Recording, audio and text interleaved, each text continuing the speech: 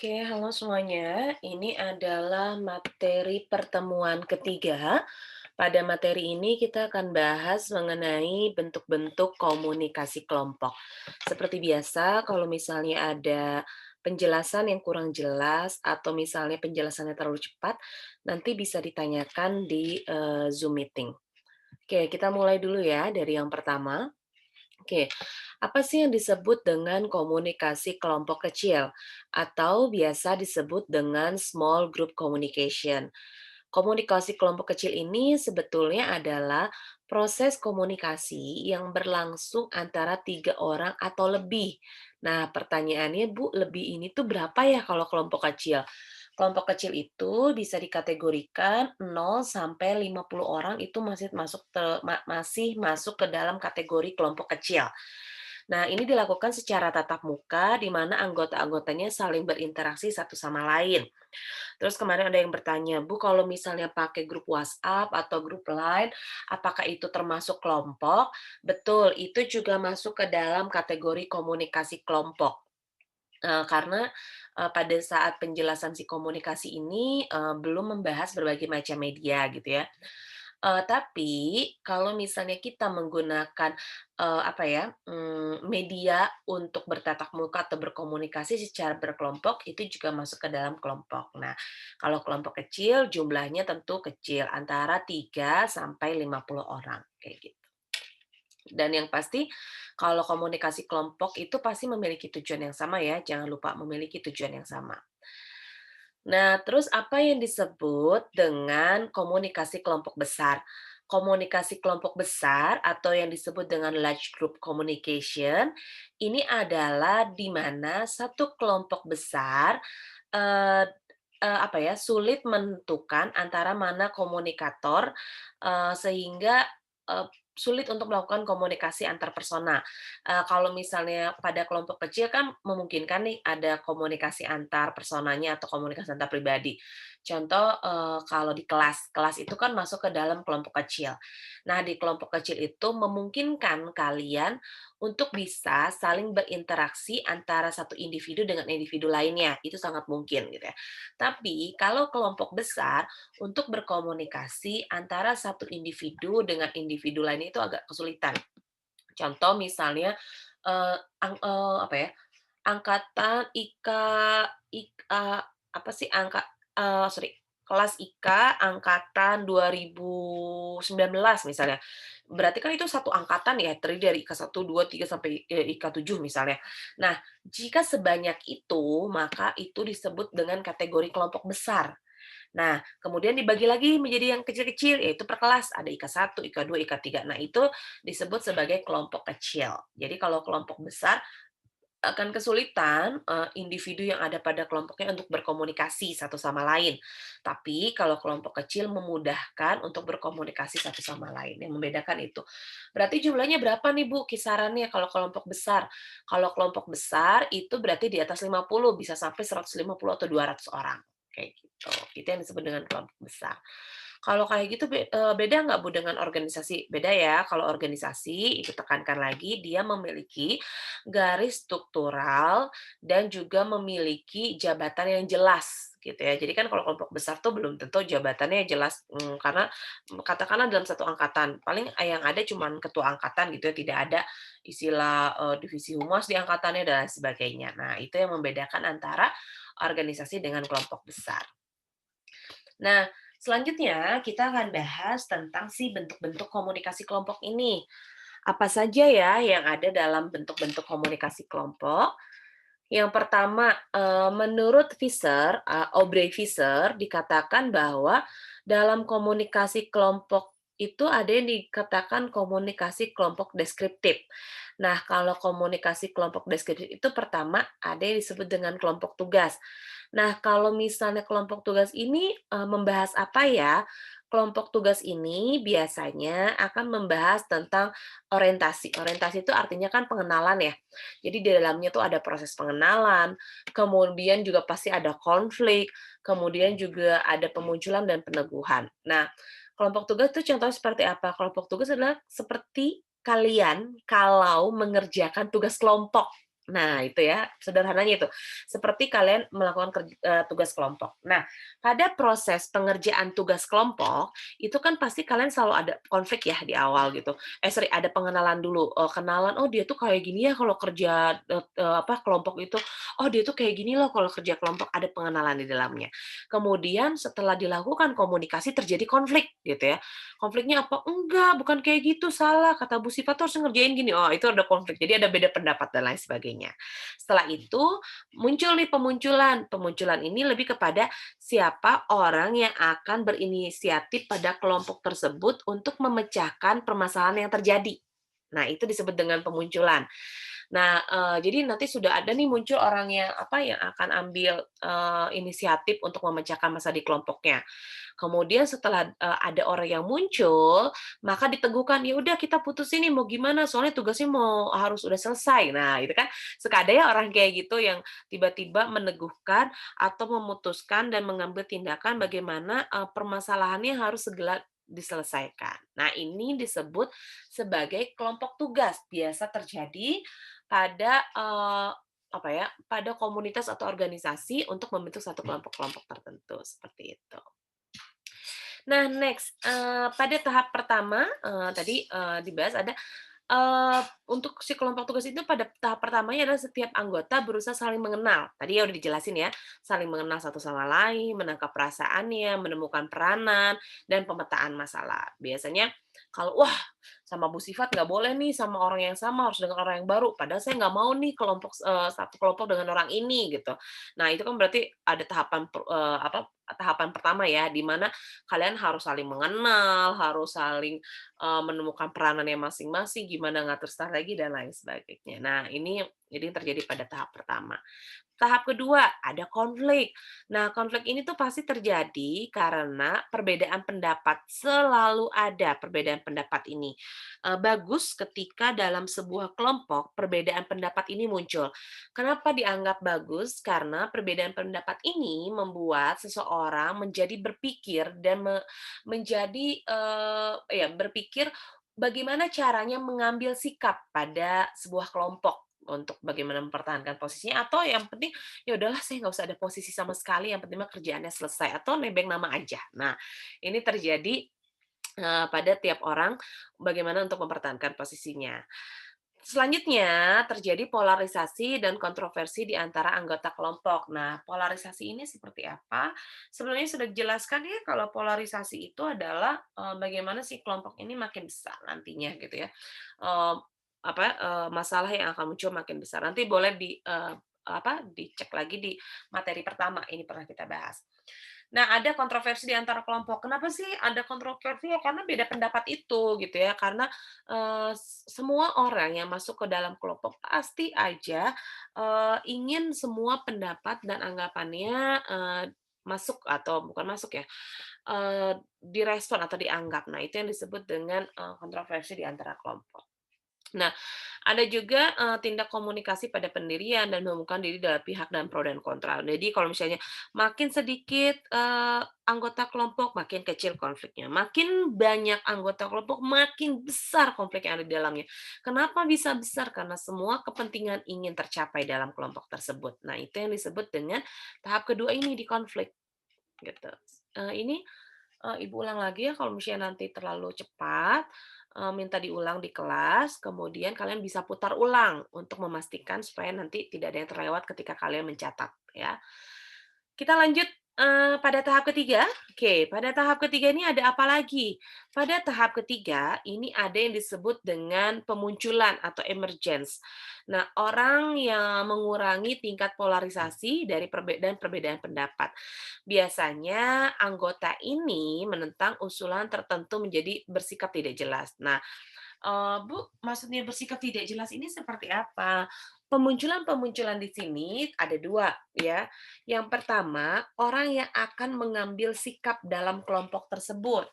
2 orang yang galau. Pasti kan kalian selalu ada ya dalam satu kelompok tuh yang galau, "Ah, gimana dong ini?" Oh, jadi dia tuh yang bikin suasana makin ricuh. Harusnya suasana makin membaik, tapi dia justru membuat suasana makin ricuh. Nah, ini ada pada tahapan, ketiga ini gitu. Jadi akan muncul nih orang-orang di dalamnya gitu. Orang-orang yang pertama mengambil sikap, tegas mau ngapain di kelompok tersebut, yang satunya justru, makin gak jelas gitu karena, apa ya, jadi bersikap ambigu. Nah, ini muncul pada tahap ketiga ini. Next, pada tahap keempat. Nah, pada tahap keempat, para anggota memperteguh konsensus kelompoknya. Nah, konsensus ini seperti apa? Karena kan, pada setiap kelompok ini kita harus punya tujuan yang mufakat pada akhirnya. Kenapa harus mufakat? Karena tujuan, pada sebuah kelompok bukan tujuan secara personal, tapi tujuan secara kelompok itu sendiri. Makanya di sini dikatakan bahwa, pada sebuah kelompok mereka akan memberikan komentar, tentang kerjasama yang baik dalam kelompok, serta bagaimana memperkuat keputusan yang diambil oleh kelompok tersebut. Nah, ini dapat bersifat positif, apa ya, bersifat positif lah dalam artian supaya tujuannya jelas gitu ya. Jadi, nanti akan ada orang-orang yang dalam kelompok tersebut mengambil keputusan, supaya, keputusan itu menjadi mufakat dan hasilnya justru menjadi positif, tidak mengurangi kembali ketegangan atau mengurangi kembali konflik yang ada pada kelompok tersebut, gitu. Nah, terus, ada lagi yang disebut dengan analisis kelompok deskriptif atau kelompok pertemuan. Apa Ibu ini kelompok pertemuan? Nah, kelompok pertemuan itu contoh, kalau misalnya kalian mengikuti seminar. Nah, seminar ini merupakan adalah analisis kelompok, atau analisis kelompok pertemuan, di mana seminar ini berfungsi untuk menyatukan kelompok-kelompok kecil untuk melakukan pertemuan berulang gitu ya. Biasanya, untuk membahas topik tertentu atau misalnya, melakukan, poin-poin tertentu gitu ya. Biasanya kalau misalnya kalian ikut seminar, ikut training, itu kan kalian akan ketemu dengan orang-orang yang cukup banyak, kemudian nanti dikelompokkan lagi dengan orang-orang tertentu. Nah, ini biasanya, akan dipimpin sama, si speaker-nya atau si narasumbernya untuk memulai, seminar tersebut. Bisa jadi itu formatnya dengan presentasi gitu ya, bisa jadi nanti, dalam apa, kegiatan, diskusi untuk misalnya, "Ayo, kita akan ada debat nih." Nah, si debat ini biasanya juga ada dalam, training, team building ya, itu yang dilakukan. Nah, makanya Socrates mengatakan bahwa pemimpin atas seminar ini melalui presentasi yang lebih formal, gitu. Kalau seminar itu intinya ada topik pembahasan yang jelas, jumlah audiensnya banyak, dan, di situ terjadi berbagai macam komunikasi kelompok gitu ya. Kelompok itu kan tadi dikatakan ada kelompoknya antara 3 orang atau lebih, kayak gitu. Terus apalagi nih kalau yang disebut dengan analisis keputusan. Kalau tadi adalah analisis deskriptif, kalau ini adalah analisis keputusan. Analisis keputusan itu biasanya pada sebuah seminar akan fokus terhadap satu permasalahan tertentu karena dilakukan sebuah dialog. Nah, dialog ini, inilah katakanlah kalau misalnya kalian seminar sidang ya, ada yang pernah ikut, ini nggak, yang sidang, apa, sidang skripsi. Nah, pada sidang skripsi itu, pasti selalu ada dialog antara moderator dan, moderator dan, presenter gitu. Presenter itu adalah yang mempresentasikan ya. Yang mempresentasikan adalah mahasiswa yang lagi skripsi, yang jadi moderator adalah misalnya ketua sidang pada saat itu, menjembatani antara si, presenter dengan, para penguji gitu ya. Nah, ini disebut dengan, fokus pada topik tertentu dan di mana semuanya harus turut aktif berpartisipasi dalam melakukan dialog di, sesi tersebut atau di seminar tersebut gitu ya. Makanya ada dibilang seminar UP atau seminar sidang skripsi kayak gitu. Nah, 2 ada yang disebut dengan kelompok pertemuan. Kelompok pertemuan ini dikatakan kelompok pertemuan ini, menurut Benis dan Shepherd. Nah, Benis dan Shepherd mengatakan bahwa model ini itu mengatakan ada 2 tahap dalam, kelompok pertemuan. Tahap apa aja nih yang ada dalam kelompok pertemuan? Satu, ada orang-orang yang bergantung kepada otoritas gitu ya. Bergantung pada otoritas tuh, tenanglah aku mah nunggu disuruh aja gitu ya. Jadi dalam sebuah kelompok ini dia adalah tim, apa ya, tim, disuruh menunggu gitu ya, disuruh menunggu. Ini adalah kebergantungan pada otoritas. Terus yang kedua, kebergantungan satu sama lain. Jadi ini adalah orang-orang yang kalau, teman sekelompoknya diam, ya dia juga akan diam gitu. Tapi kalau sekelompoknya rame, ya dia gimana caranya ikut rame juga. Nah, jadi kelompok pertemuan itu beda-beda gitu ya. Ada yang tergantung pada otoritas, ada yang bergantung satu sama lain. Nah, ketiga, ada kelompok pentadar. Nah, ini menurut Cheshbur, Kagan, dan McLeod ya. Nah, dalam kelompok pentadar ini, ada dalam kelompok penyadar ini ada, 4 hal gitu. Pertama, kesadaran diri akan identitas baru. Nah, apa sih yang disebut dengan kesadaran diri akan identitas baru? Kesadaran diri akan identitas baru tuh, oh sadar nih kalau saya ini masuk ke dalam anggota baru. Misalnya kayak gini, kan kalau IK 4 itu udah biasa, belajar dengan ibu. Sorry IK 4 apa IK 6 itu, udah belajar dengan ibu. Tapi kan ada IK 5 atau IK 1 yang belum belajar sama sekali dengan ibu. Artinya ibu memiliki kesadaran diri untuk identitas baru atau kalian juga memiliki, satu kesadaran identitas baru. Oh kayak gini kalau belajar dengan Bu Sifat. Oh udah biasa kalau belajar sama Bu Meli misalnya kayak gitu. Itu adalah kesadaran diri akan identitas baru karena kalian beradaptasi lagi nih dengan kelompok-kelompok yang baru gitu. Yang kedua, identitas kelompoknya melalui polarisasi. Nah, seperti yang, Ibu sampaikan bahwa si polarisasi ini tuh pasti akan selalu muncul gitu ya. Kenapa Bu, polarisasi itu muncul terus ya dalam sebuah kelompok? Ya kan kelompok ini kita berbicara bukan apa ya, bukan hanya, tentang diri sendiri, tapi, berbicara tentang apa ya, eee, tentang, sekelompok orang gitu ya. Nah, sebentar. Jadi, dikatakan juga bahwa sebetulnya ini kecenderungan orang untuk berkeputusan lebih berani, atau justru lebih takut dalam sebuah kelompok. Jadi, dalam sebuah kelompok, nanti tuh ada orang-orang, berada dalam ruang lingkup polarisasi. Ada orang-orang yang gampang, mengambil keputusannya, "Udahlah ambil aja," gitu, dan itu, ditanggung oleh sebuah kelompok.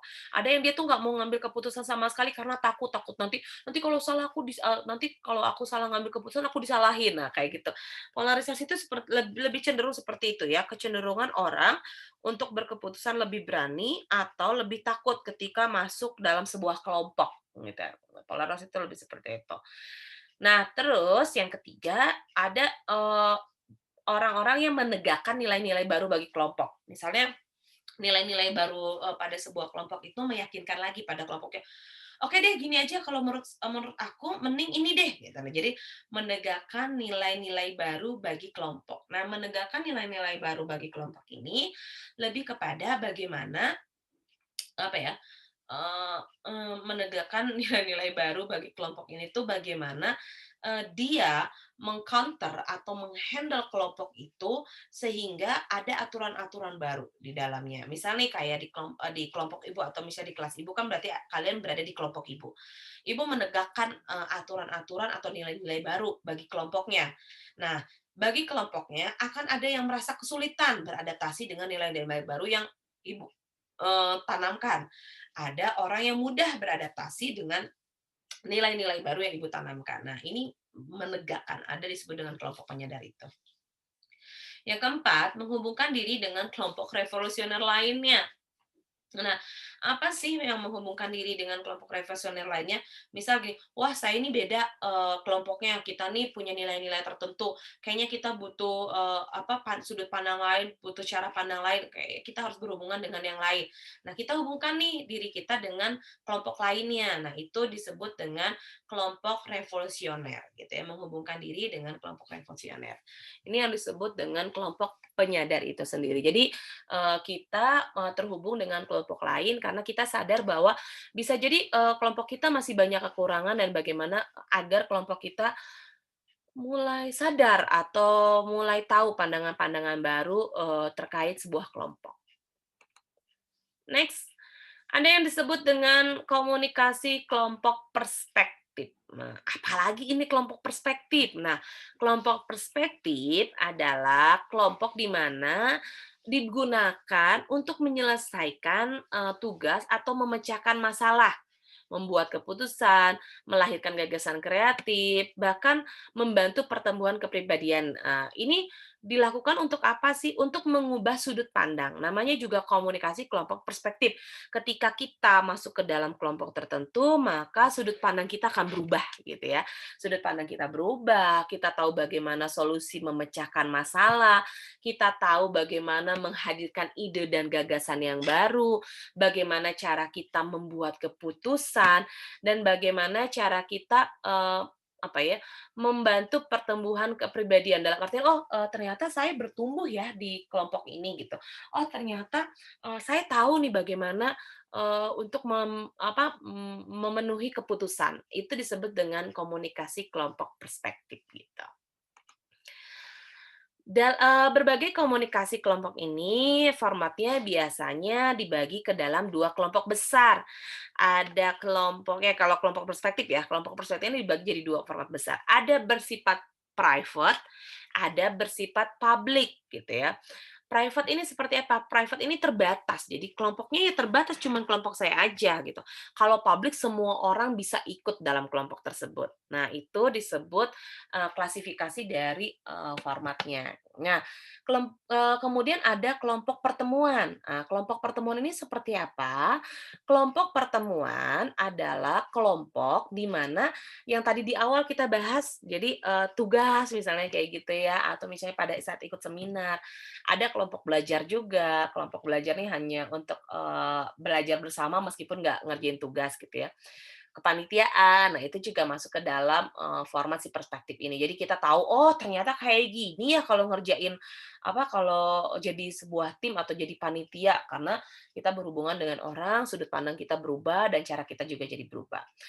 Ada juga panel wawancara ya, dan ada konferensi konferensi atau rapat, kemudian ada wawancara terbuka gitu, ada simposium. Jadi macam-macam. Simposium ini apa ya, Bu, ya? Simposium itu adalah orang yang presentasi penelitiannya ke semua halayak ramai atau ke audiens yang cukup banyak. Itu disebut dengan, simposium, simposium atau public interview, kayak gitu. Ini contoh-contohnya aja ya. Nah, kemudian, Kagan mengatakan bahwa, ada beberapa format diskusi. Nah, format diskusi ini ada yang disebut pertama meja bundar. Jadi mejanya benar-benar bundar karena kenapa? Ketika mejanya bundar atau mejanya persegi panjang dan, terpenuhi, si orang-orangnya, maka otomatis, satu sama lain bisa saling bertatap muka, bisa saling berinteraksi, sehingga komunikasinya dianggap akan jauh lebih efektif. Nah, itu yang disebut dengan meja bundar. Nah, terus ada yang disebut simposium. Tadi ya simposium udah Ibu, sampaikan. Kalau simposium itu, dia apa ya, satu orang, presentasi di berbagai macam halayak. Mirip seperti pidato, tapi bukan pidato. Jadi itu ada interaksi di dalamnya, ada diskusi di dalamnya gitu. Kemudian ada diskusi panel. Kalau diskusi panel itu, misal nih durasinya 4 jam. 1 jamnya tuh beda-beda, tapi dalam satu tema yang sama. Misalnya temanya tentang komunikasi bisnis. Nah, jam pertama akan diskusi dengan presenter ini bahas negosiasi, jam kedua akan ngebahas tentang lobbying, misalnya jam ketiga akan ngebahas nah itu jadi diskusi panel tuh selama 4 jam, dibagi dalam, kelompok-kelompok kecil, dengan, subtema-subtema tertentu, kayak gitu. Terus ada juga, kolokium, prosedur, dan parlementer. Kalau ini tuh, kolokium, prosedur, dan parlementer itu biasanya untuk berlaku di pemerintahan gitu. Jadi, jenis kelompok yang berada pada sebuah pemerintahan, biasanya seperti itu. Jadi kalau kita tidak berada dalam sebuah pemerintahan, nggak ada. Bu, mungkin nggak sih kalau misalnya kita ikut di BEM atau misalnya kita ikut di senat, terus kita bikin parlemen? Bisa, itu juga rapat karena, mereka jelas sudah ada strukturnya. Jadi, forum-forum ini, biasanya digunakan untuk komunikasi organisasi karena sudah ada struktural di dalamnya, kayak gitu. Makanya tadi Ibu bilang biasanya digunakan oleh, pemerintah gitu ya. Sip, itu aja materinya mengenai bentuk-bentuk komunikasi kelompok. Mungkin yang ini, apa ya, eee, perlu diulang-ulang lagi karena tadi ada beberapa poin yang, Ibu cukup agak kelupaan untuk penjelasannya, tapi, penjelasannya sudah Ibu ingat kembali dan, sudah sesuai, tapi kalau misalnya menurut kalian, "Kayaknya nggak bener deh apa yang disampaikan Ibu," atau, "Kayaknya salah, saya nggak ngerti nih, saya mau tanya lagi," boleh banget nanti ditanyakan, nanti kita akan diskusi di Zoom meeting. Terima kasih.